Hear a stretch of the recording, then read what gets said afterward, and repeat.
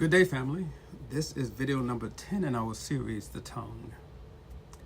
In the last video, we talked about how leaders shape culture with their words. Today, we narrow the focus and we talk about something every relationship experiences. That is the difference between words that heal and words that harm. Scripture makes it clear that not all words have the same impact or the same effect. Some restore, others wound. And often the difference isn't volume, it's intention and wisdom. I think in the book of Proverbs, we have in one verse a capture of this, the fact that some words heal and some harm. Consider with me Proverbs chapter 12 and the verse is 18. Proverbs 12 and verse number 18. And there the wise man says it this way, there is that speaketh like the piercings of a sword, but the tongue of the wise is health. Now that verse gives it to give it all to us in one verse.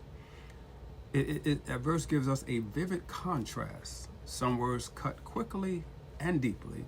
Others bring healing over time.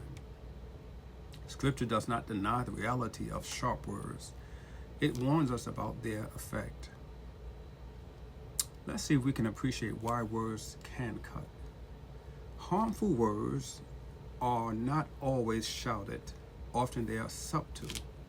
And they can come by way of sarcasm, by way of dismissive tones or careless humor. And these forms of speech may seem small, but Scripture tells us they can wound deeply, especially when they are repeated time and time again. Let's consider our Lord Jesus and let's look at some healing speech, if I can call it that.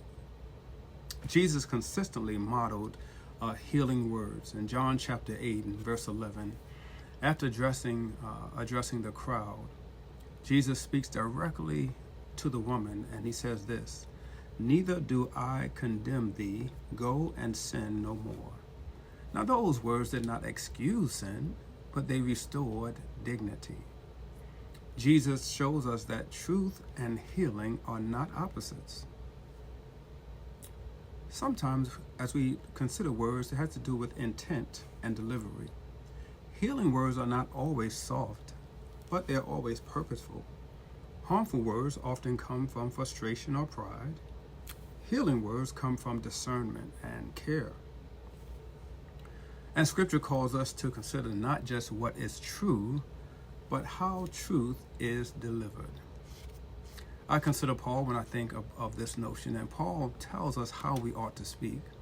Paul addresses this in Ephesians chapter 4 and verse number 29. And there he calls us as believers to let no corrupt communication proceed out of our mouths, but only that which is good for edification or building up. He says that it may give grace to those who hear. Grace is the difference maker. Words that heal carry grace. Words that harm have no grace. It lacks grace. Here's a core truth, because I believe the Scripture presses us on this time and time again. Words have the power to wound or restore, often more deeply than we realize. And once spoken, the effect cannot be undone. Now, you can certainly apologize for something, but the effect is still there. Here's 3 questions that you and I ought to discern, because I believe the Bible invites us to ask before we speak. These are questions we should be asking ourselves. First, will these words bring healing or harm? Second, are these words motivated by love or frustration? Third, will these words draw someone closer to God or push them further away? Now, these questions ought to slow us down long enough for wisdom to lead. The goal is to allow love to guide our speech. And Scripture does not cause us to silence truth. It calls us to speak truth in love. And love always considers impact. here's a word of application for you and for me. A couple of questions that you and I can ponder on. Do my words tend to heal or harm the people closest to me?